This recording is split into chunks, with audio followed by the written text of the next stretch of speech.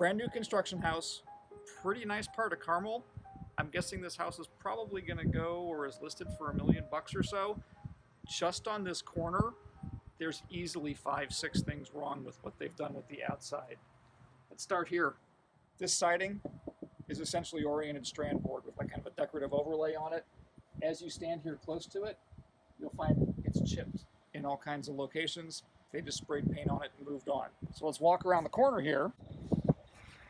And starting at the top here, to the left of that single window, that seam on those trim boards is horrible. So it's exposed the end grain of that OSB that we're using for trim now, which is going to soak up water and deteriorate in no time. The J channel on top of it is actually bent out and away from it. And then about 3 or 4 feet further along that board, I think they just dropped it and literally snapped that piece of trim board. They nailed it in place and went right back along, putting up the trim, painting over the top of it. This gutter, I don't know if somebody put a ladder against it or they dropped something on it, but it's bent right in the middle. And then this corner of this bump out, they did a terrible job nailing the trim in place. Nails just sticking out, it's bent over, nobody put it in, nobody sunk it, nobody's caulked it. All of this stuff is made out of oriented strand board, wood chips, and glue. Water's going to get to it. The one coat of paint they put on is going to peel, and it's going to deteriorate in no time. So even high-end construction, even paying a lot for a house, doesn't necessarily guarantee that you're getting a good product at the end. So what does this mean for a buyer who's buying a house at any price point? Essentially what it means is you've really got to watch what your contractors are doing, because in the end, there's nothing wrong with these materials that they're using, but the installation is just sloppy. It's poorly done.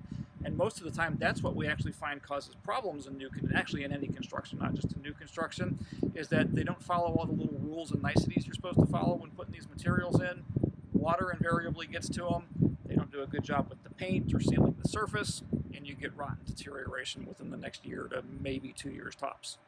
So why would a city code inspector not see these things? We don't know the last time the code inspector was here. They may very well be installed according to building code, because remember, building code is a set of very minimum standards meant mostly to ensure the safety of the house. It doesn't address things like poor workmanship, which is basically what we're seeing outside here. What about it? Plastic. It's on the south side of the house. The sun's going to beat down on it 9 months out of the year.